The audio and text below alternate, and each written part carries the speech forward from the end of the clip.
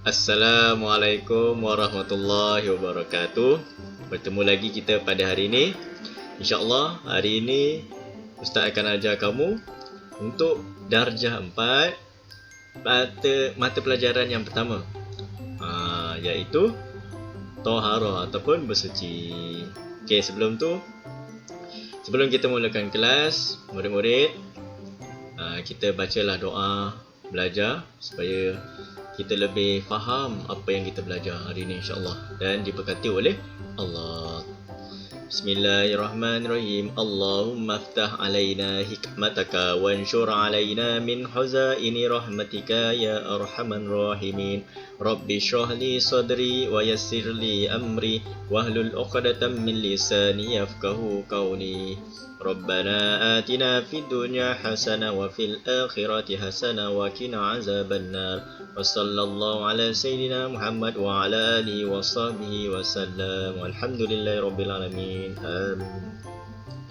Okey, hari ini insya-Allah kita akan belajar tajuk taharah bersuci. Teruskan.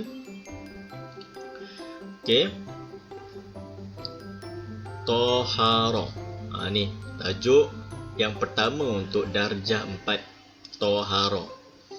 Okey, kita tengok seterusnya. Taharah ataupun dipanggil bersuci. Taharah ataupun dipanggil bersuci. Bersuci pada bahasa ataupun taharah dari bahasa ataupun pada bahasa bersih dan bebas daripada segala kekotoran. Ingat je, bersih dan bebas daripada segala kekotoran. Dan bersih mestilah bersih, bebas daripada segala kekotoran. Dia punya huraian sama ada dalam bentuk nyata, hisi seperti najis, atau bentuk maknawi seperti perkara yang mengaibkan atau sifat-sifat keji. Maksudnya kat sini suci daripada segala najis. Tu daripada segi bahasa. Okey. Seterusnya, bersuci pada syarak ataupun taharah pada syarak bermaksud perbuatan yang mengharuskan ibadat seperti solat, tawaf atau seumpamanya, yang membolehkan kita solat, tawaf ataupun lain-lain ibadat. Contoh bersuci iaitu berwuduk. Bersuci tu adalah berwuduk. Berwuduk tu bersucilah. Mandi. Istinja tu menghilangkan najis ataupun cebok. Lebih senang kita sebut cebok. Dan menghilangkan najis daripada pakaian, badan dan juga tempat tinggal ataupun tempat kita duduk. Okey, seterusnya, sumber air yang sah untuk bersuci ada dua. Yang pertama, air yang turun dari langit, seperti air salji, air embun dan air hujan. Yang kedua, air yang terbit dari bumi, iaitu air sungai, air laut dan air mata air. Seterusnya, air kiat.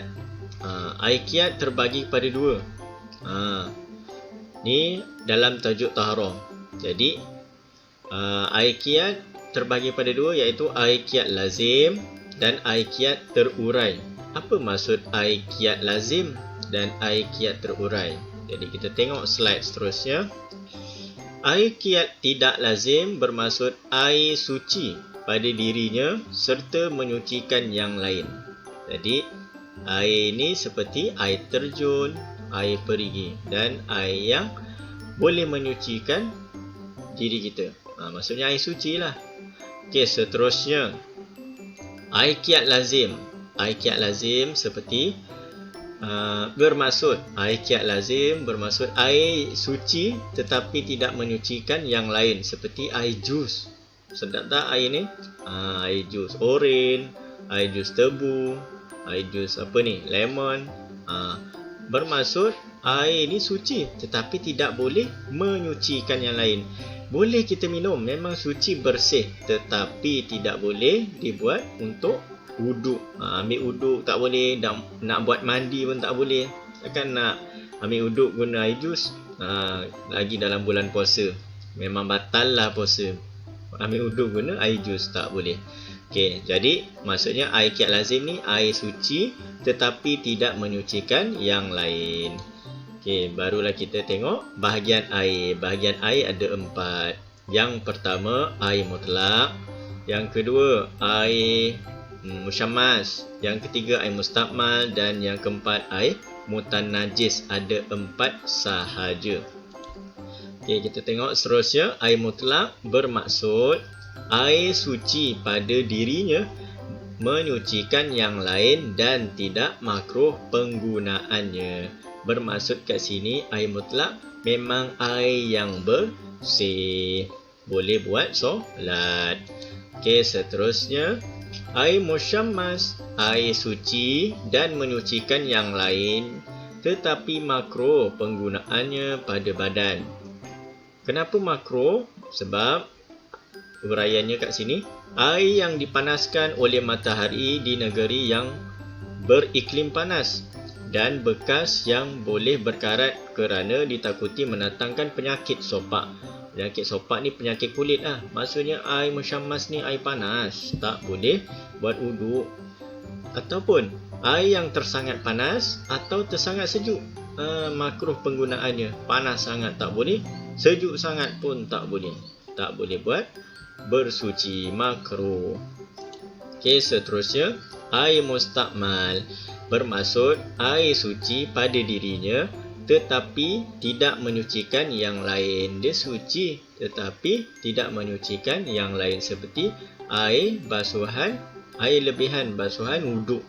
Itu contoh air mustakmal.